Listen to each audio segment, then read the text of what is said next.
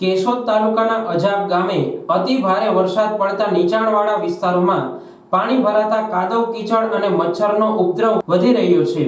ખાસ કરીને અજાબની આહિર પાર્ટી વિસ્તારના રહેણાંક મકાનોમાં રાત્રિના પાણી ઘૂસી ગયા હતા। આ વિસ્તારની મહિલાઓના કહેવા મુજબ અમારા વિસ્તારની બંને બાજુ પારા કરવામાં આવ્યા હોય તેથી પાણીનો નિકાલ થતો નથી, જેથી શેરી ગલીઓમાં પાણી ભરાયેલા રહે છે, જેના કારણે ઘરના સંડાસ બાથરૂમ અને હજમ પાણીથી છલકે છે। આ મુદ્દે પંચાયતને જાણ કરતા સરપંચ શ્રીએ તાત્કાલિક આવીને નિરીક્ષણ કર્યું હતું। અહીં ઘણા ઝાડા ઉલટીના કેસ જોવા મળે છે। વહેલી તકે પાણીનો નિકાલ થાય તેવું કરવા મહિલાઓએ જણાવ્યું છે।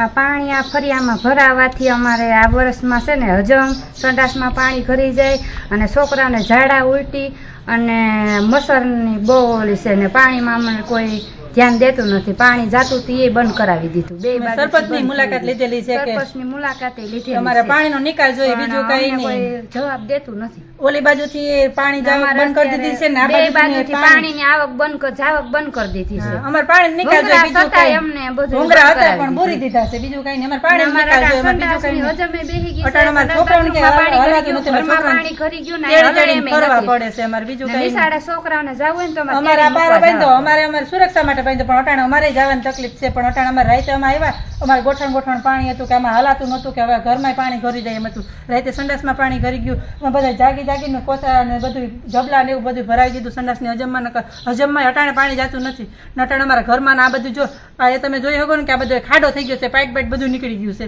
ને અમારા પાણી ખાડો સતત ભર્યો જ રહે છે। એમાં મચ્છર ને બધું થાય ને અમારા છોકરાઓને ઝાડા ઉલટી હસોડા થઈ ગયા છે। અમે સરકાર દવાખાને દવા લઈ આવ્યા, ન્યાય અમે કહી દીધું છે કે અમારા છોકરા અમારા ફરિયામાં છે ને રોગચાળો આવો ગંદકી વાળો નકરો આરતો નથી। આમથી બધું સાણ મૂત્ર આયર પાટીનું બધું તણે આ બાજુ જ આવે છે। બજારનું પાણી વધારે આવે છે, બીજું કઈ નહીં। અમારે પાણી નિકાલ જોઈએ છે, બીજું કઈ નહીં।